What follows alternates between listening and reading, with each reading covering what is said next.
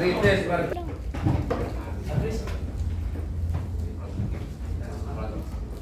Ya mau ini dulu lagi. Pakai belakang. Oke.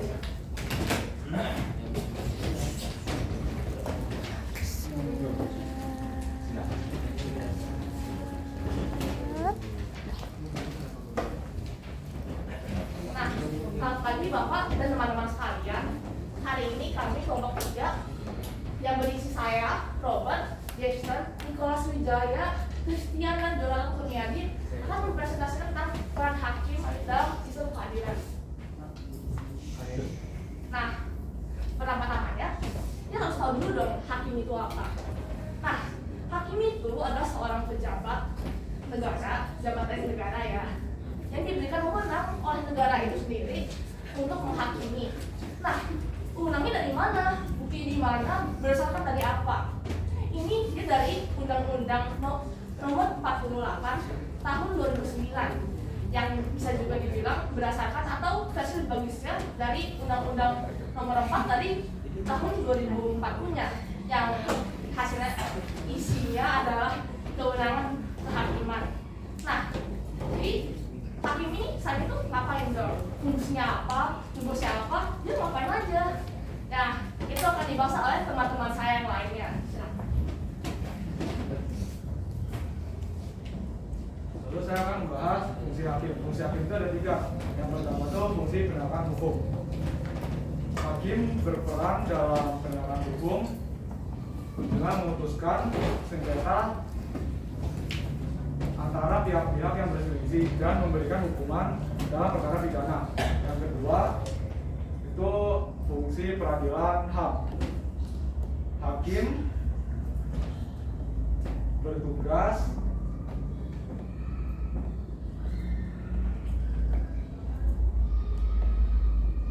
dalam melindungi HAM dalam proses peradilan.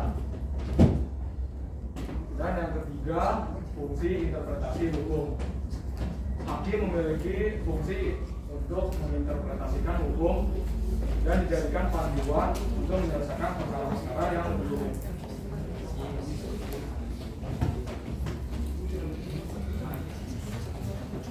Nah, ini adalah beberapa tugas dari seorang hakim. Salah satunya ada memutuskan perkara. Pada suatu pengadilan pasti ada perkara yang awalnya terjadi kenapa bisa masuk ke pengadilan. Itu mengapa salah satu tugas hakim adalah mengetahui kenapa apa itu perkara yang sedang dimasalahkan dalam pengadilan tersebut, sehingga dia bisa menggunakan untuk memanfaatkan hukum-hukum yang efektif untuk perkara tersebut, yaitu mengenalkan hukumnya tersebut. Dia butuh untuk mengerti dan juga bisa menginterpretasi sebuah hukum sehingga dia bisa melakukan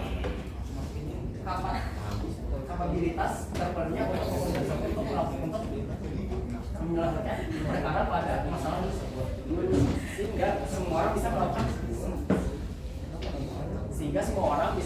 memiliki hak yang adil dalam pengadilan itu. Dan terakhir adalah menyelenggarakan persidangan.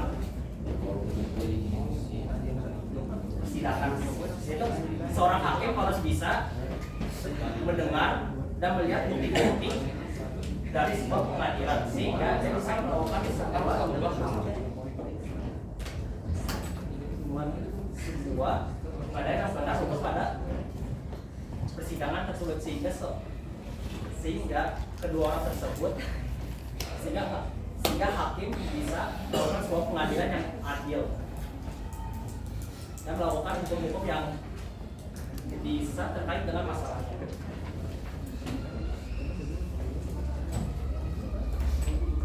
Itu adalah kewenangan dari hakim.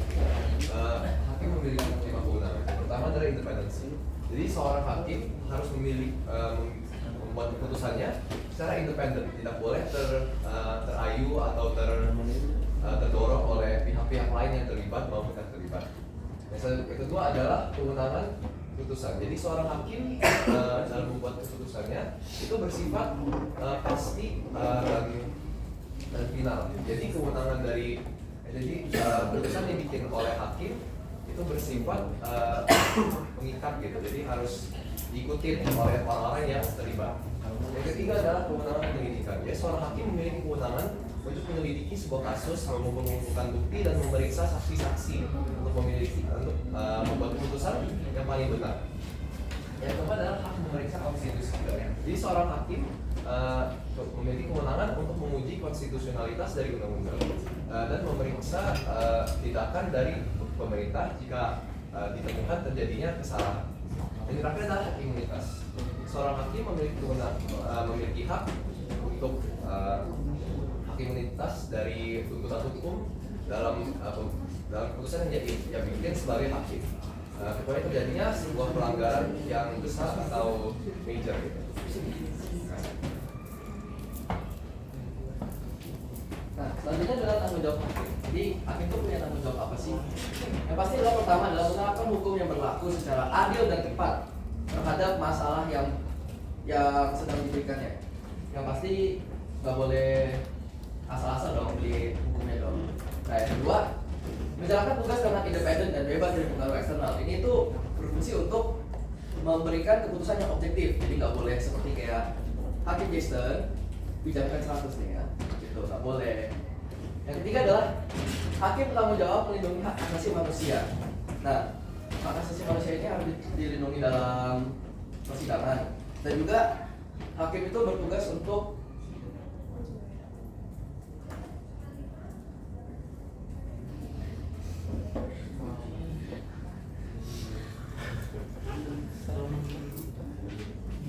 melindungi hak asasi manusia.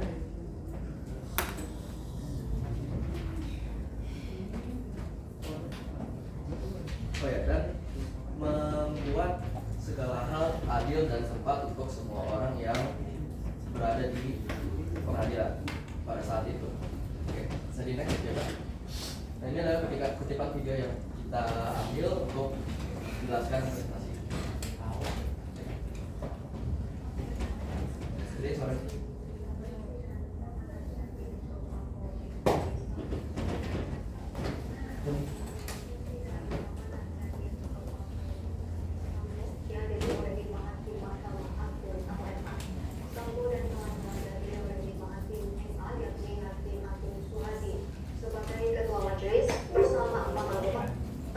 Yakni Soeharto Jupriyadi, Desnaya dan Manes Priyana. Dalam prosesnya, 2 dari 5 hakim menyatakan dissenting opinion atau pendapat berbeda terkait hukuman mati Verdi Sambo.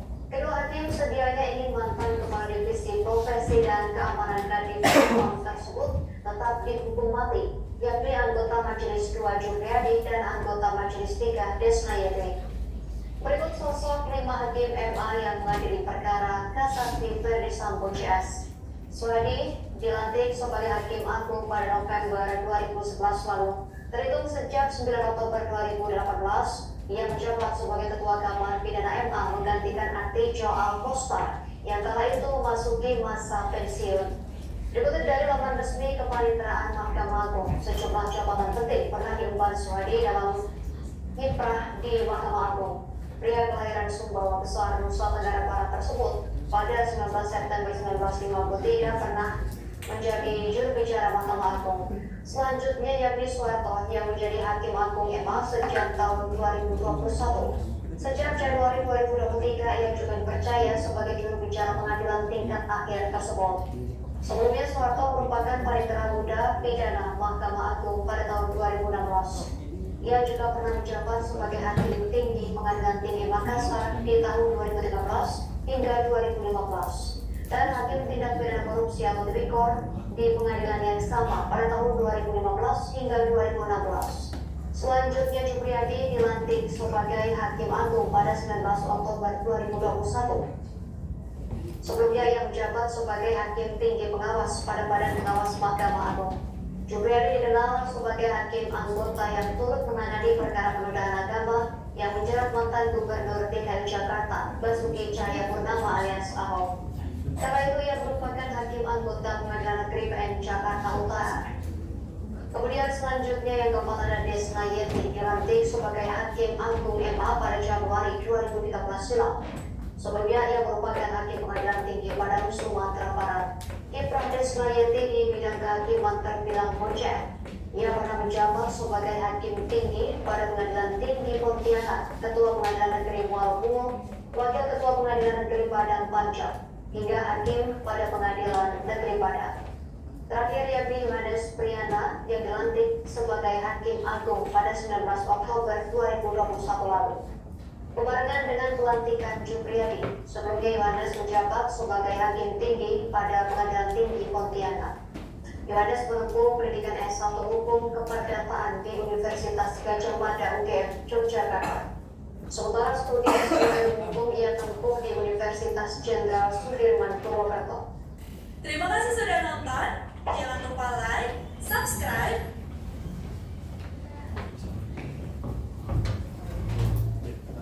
Oke, di sini saat kita sebutkan menjelaskan pengadilan Mahkamah Agung mengenai permintaan pengampunan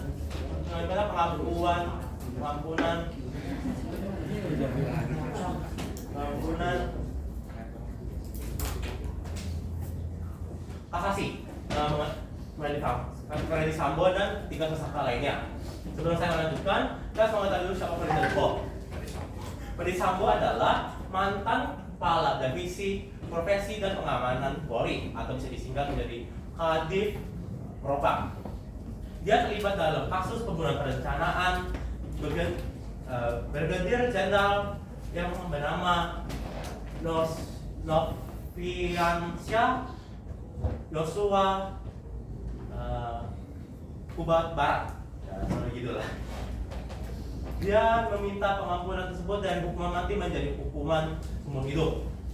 Akan namun setujui permintaan tersebut dikarenakan Ferdy Sambo telah mengabdikan kurang lebih 30 tahun untuk menjadi anggota Polri untuk menjaga keamanan dan ketertiban tanah air. 3 tersangka lainnya adalah istri Sambo, yaitu Putri Cakrawati yang awalnya dihukum sebesar 20 tahun yang diubah menjadi 10 tahun. Selanjutnya adalah Ricky Rizal yang mantan ajudan Ferdy Sambo yang dihukum awalnya dari 13 tahun menjadi 8 tahun. Dan yang terakhir adalah Kuat Maruf yaitu asisten rumah tangga Ferdy Sambo yang awalnya dihukum sebesar 15 tahun menjadi 10 tahun.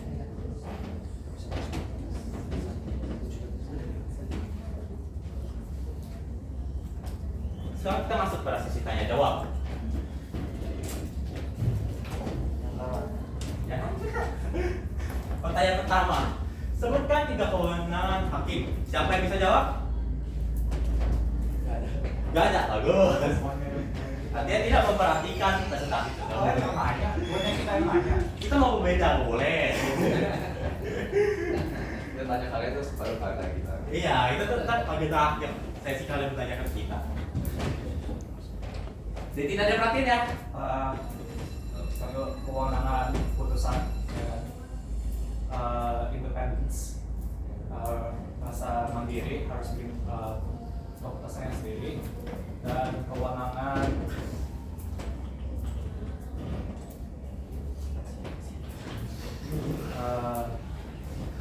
penyelidikan harus menyelidiki kasus yang dihakimi. Nah, betul. Ada yang betul ya, ada yang betul. Selanjutnya, siapa yang divonis diubah dari hukum mati menjadi hukum seumur hidup dalam video tadi? A. JJ Sambo CS, B. Ferdy CS, C. Ferdy Sambo CS, D. Ferdy Terata CS. Turun. 1, 2, 3. Udah tangan turun. Ulang lagi. 1, 2, 3. Perasaan saya sih C, Ferdy Sambo CS. Bener nggak? Benar nggak ya? Wih. Ternyata ya. Benar.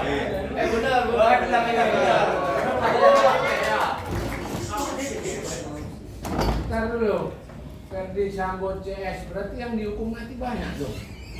Tahu namanya. Harusnya Ferdy Sambo kan. Waduh. Wah. Robert sih yang benar. Bukan, atau kamu tulis Kuat Maruf yang dihukum mati, atau nyonya si Verdi Sambo, Putri Chandrawati, ya kan bisa. Jadi soalnya kurang. Jadi saya nggak mau mati lagi Pak. Dia ada hubungan sama ini. Oh, tidak. Wes. Oke, yang ini.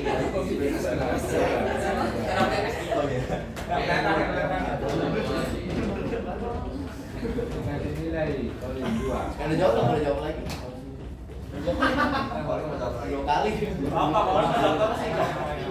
Oke, saya mau jawab, saya jawab. Siapa yang sudah tanya tersebut? Bang Ate Al. Maaf, itu adalah hak asasi manusia.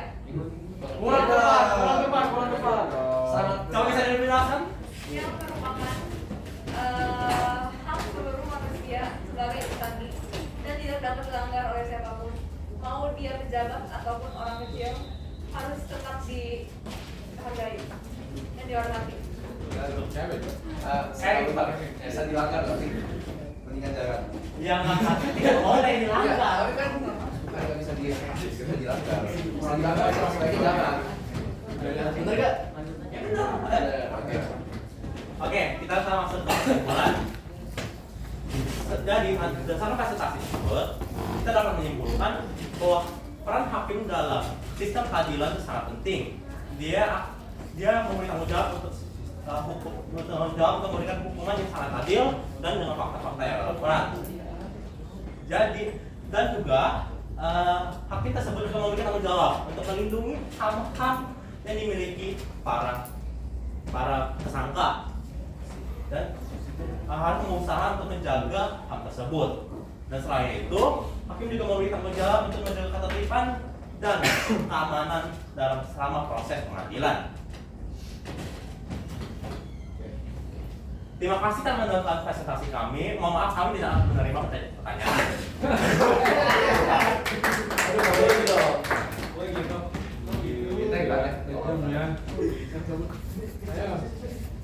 Ini gimana? Siapa yang udah nulis? Kontennya? Ayo coba dikasih. Ayo.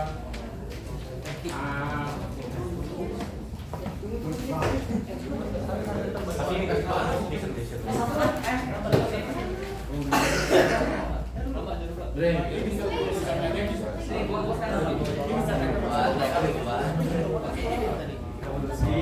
Ada lagi pertanyaannya? Pak, ditaruh kemana ini 1, 2, 3. Perlu ambil satu aja tuh. Oh, nulis.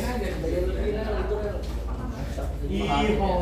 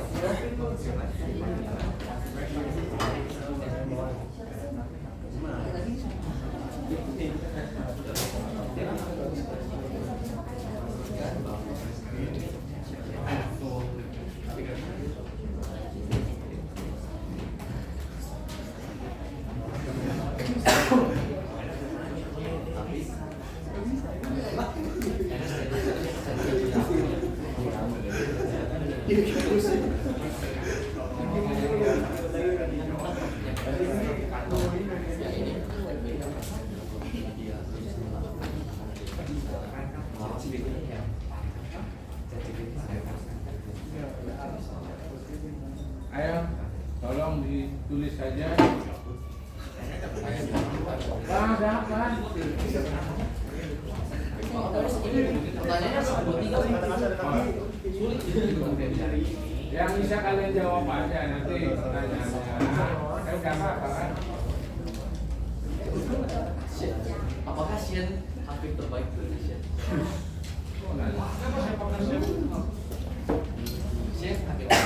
Enggak, itu maksudnya bentar yang sangat buruk.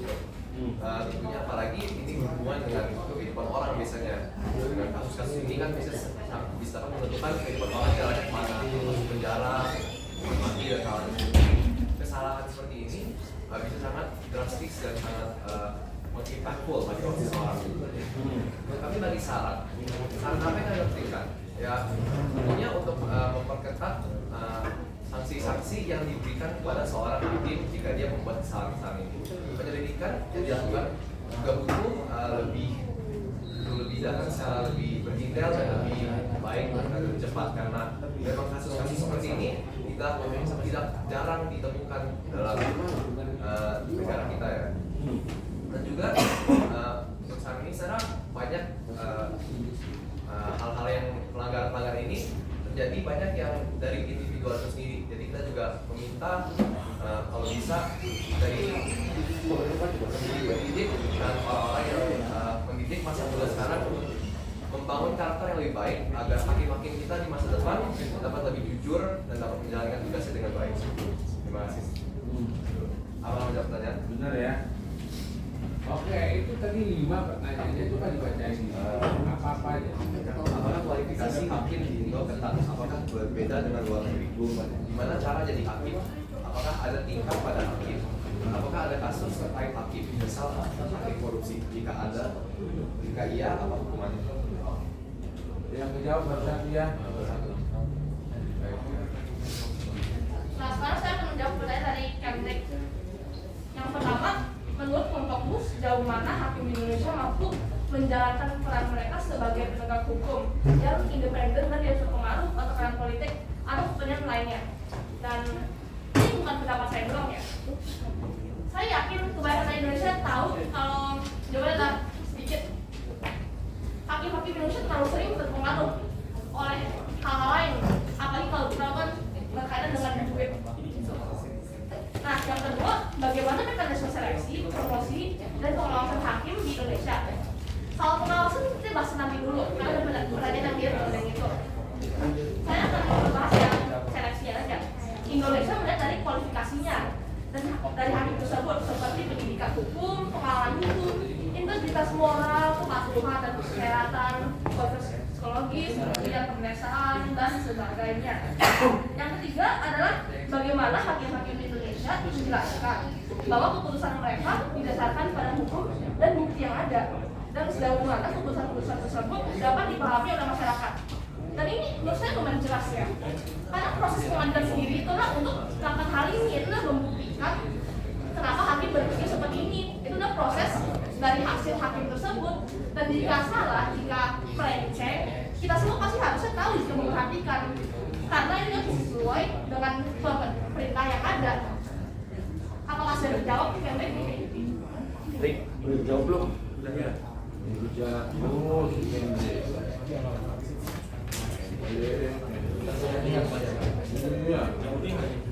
Nah, selanjutnya saya akan menjawab pertanyaan dari Wesley ya.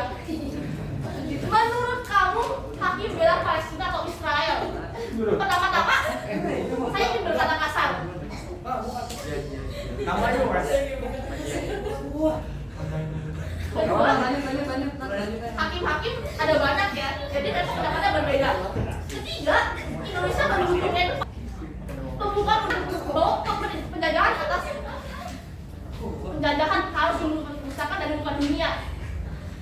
Keempat, tolong pakai otak sedikit lagi.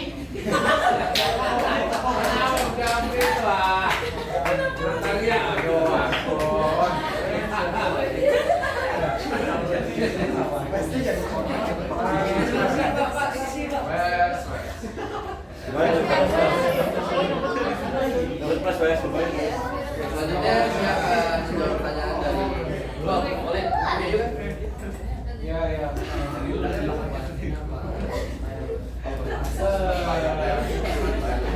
Oke, saya akan menjawab pertanyaan Colin dan Benedict yang mirip-mirip intinya.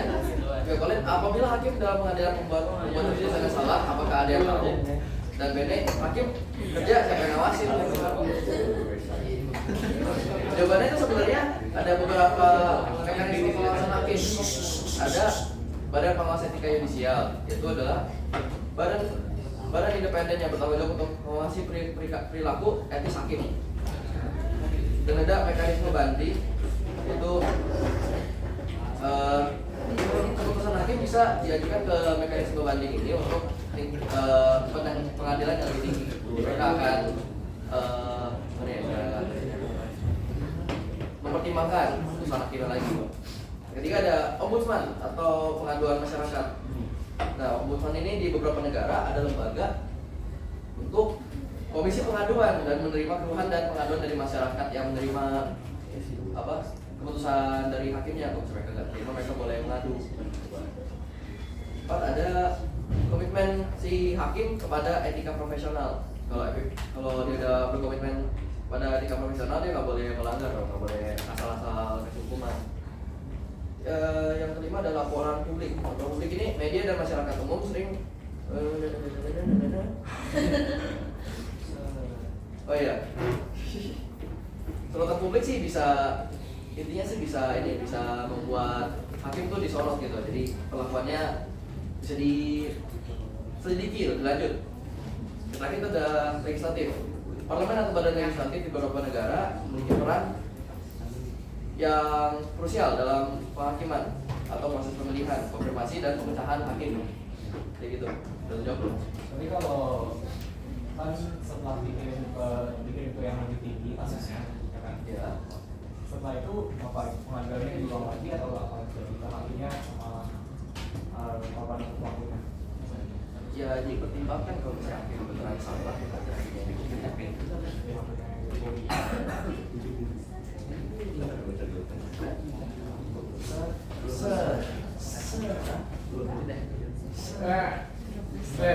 itu dua orang yang bertanya kan? ya. Si Kendrick lagi bertanya apa siapa tadi? Ini yang kamu baca ini tadi Colin sama Benedict. Oh Benedict. Benedict bertanya berapa? Satu.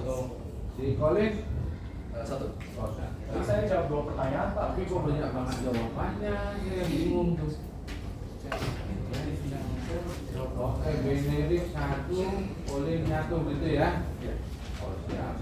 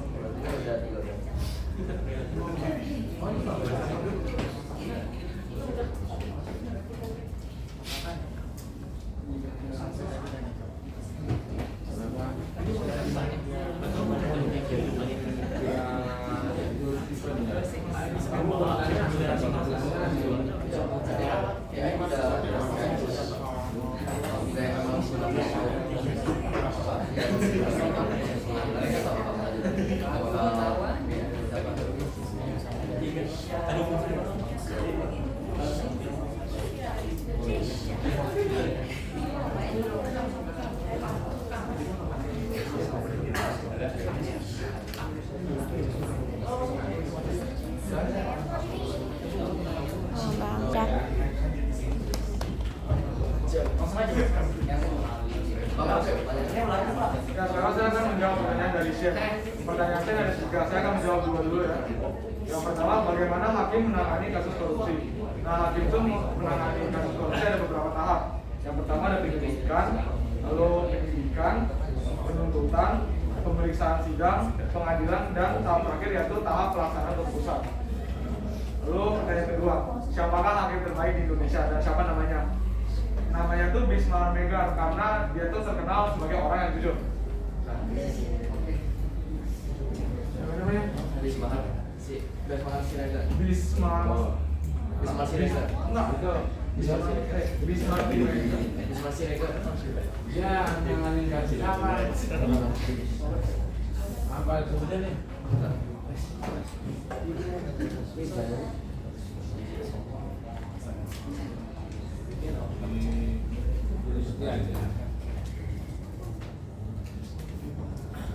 Nah, sekarang saya akan menjawab pertanyaan dari Igen. Ada 2 pertanyaan. Yang pertama adalah bagaimana hakim di Indonesia memastikan bahwa hukum yang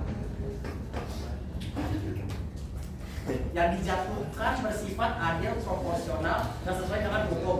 tanpa memperhatikan kaum, ras, gender, dan agama. Nah itu kemarin adalah salah satu itulah tugas dari hakim. Tugas dari hakim adalah untuk mengimplementasikan dan menginterpretasikan sebuah hukum sehingga bisa benar, hukum yang benar sehingga dapat mencapai keadilan yang tepat dan adil untuk dua pihak tersebut. Yang kedua adalah sejauh mana hakim di Indonesia bekerja sama dengan pihak lain dalam sistem pengadilan seperti kayak jaksa, polisi, dan advokat untuk memastikan keadilan dalam proses keadilan.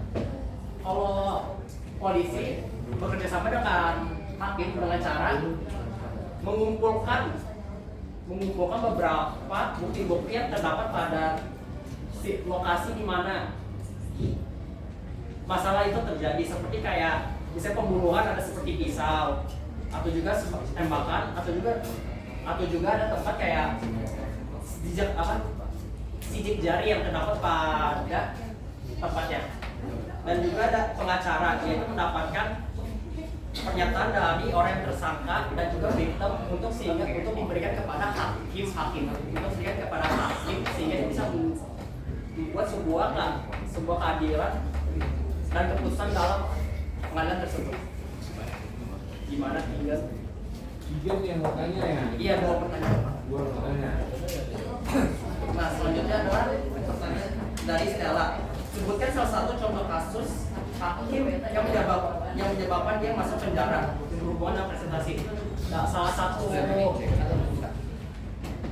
kasus tersebut adalah kasus dari Artijo Alkostar yang dia dihilangkan jabatannya dan juga dimasukkan ke penjara pada tahun 2015. Yang dari penjara sekitar 6 tahunan karena menerima suap-suap dari sebuah legislator pada saat pengadilan. Ya, jawab. Iya. Iya. Sudah Pak. Itu pertanyaan siapa tadi? Stella. Stella Harmoni. Iya. Karena katanya satu lagi sama ya. Tadi iya. Kalau saya akan jawab tadi share yang satu lagi. Apakah sistem rekrutmen dan seleksi hakim di Indonesia cukup transparan dan bebas dari nepotisme dan korupsi? Cuma singkatnya tidak. Karena jujur saja ya, Indonesia kita ini lumayan busuk dalam hal gituan. Kalau ingin contoh nepotisme, saya yang saya pikirkan sekarang itu adalah si wakil presiden, calon wakil presiden 1. Si apa namanya?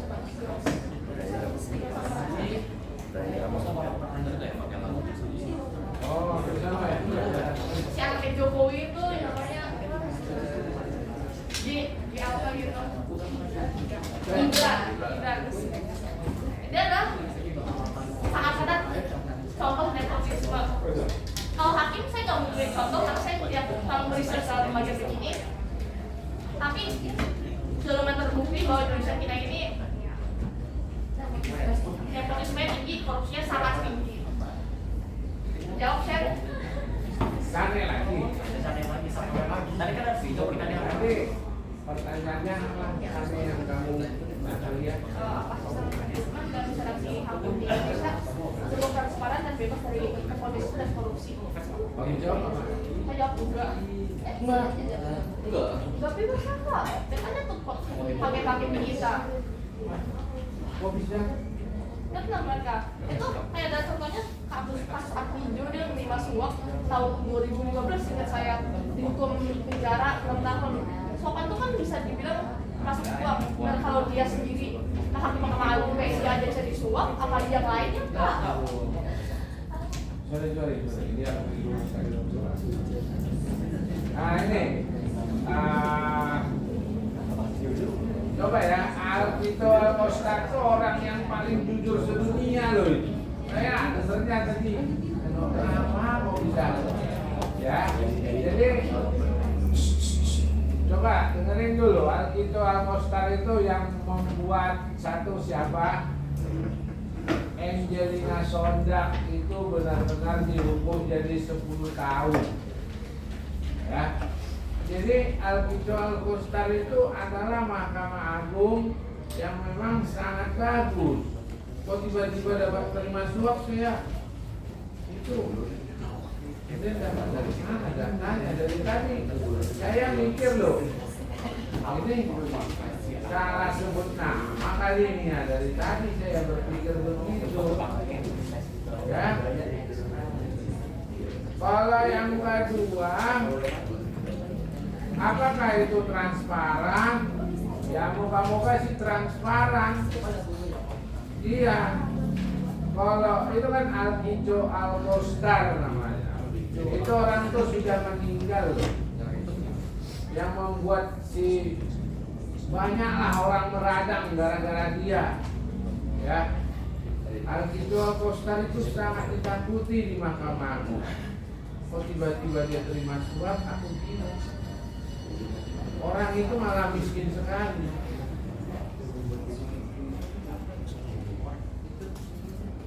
Yang buat orang sampai takut banding itu sejak ada Al-Qijo Al-Kostar meninggal, Mahkamah Agung itu memang sudah kita ragukan gitu.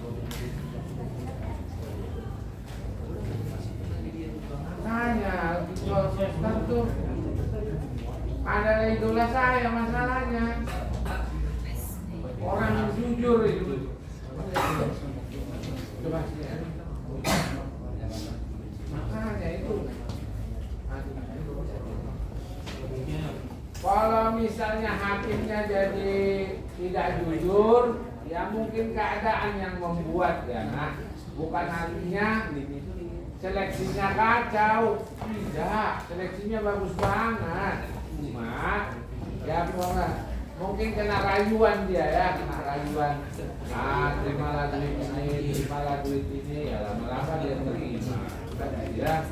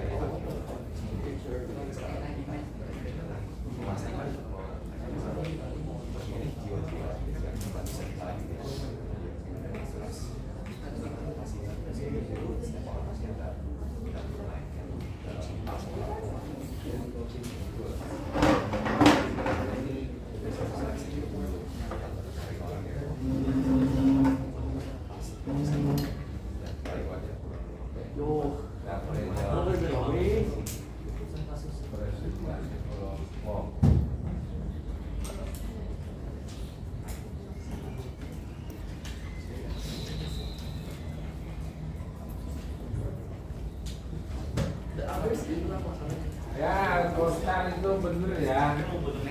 Oke, dan itu orang paling baik loh yang pernah ada. Oke ya, masih ada kan pertanyaannya? Masih ada ya? Tolong jawabnya yang teliti ya, jangan sampai salah ya. Saya mau menjawab pertanyaan dari Karin. Yaitu seringkali saya menonton video-video pengadilan. Di video tersebut para hakim kalian menggunakan kostum jubah hitam dan terdapat rumbai-rumbai miliknya. Kenapa demikian?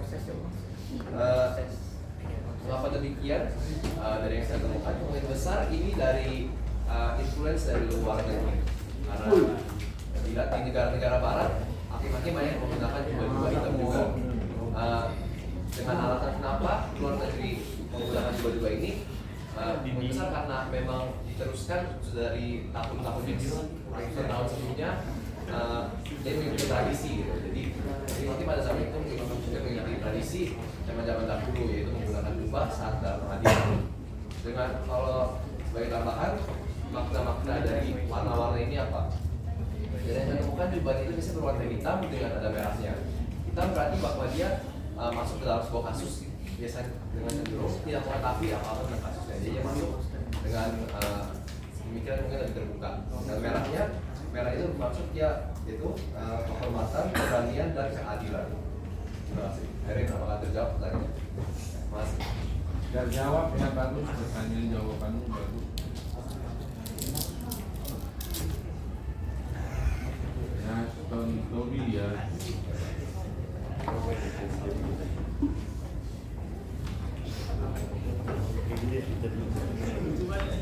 Tolong kumpulin aja pertanyaannya, saya mau nilai nanti dikumpulin, jangan sampai ada yang jatuh. Sepertinya kita stop dulu ini ya, untuk sudah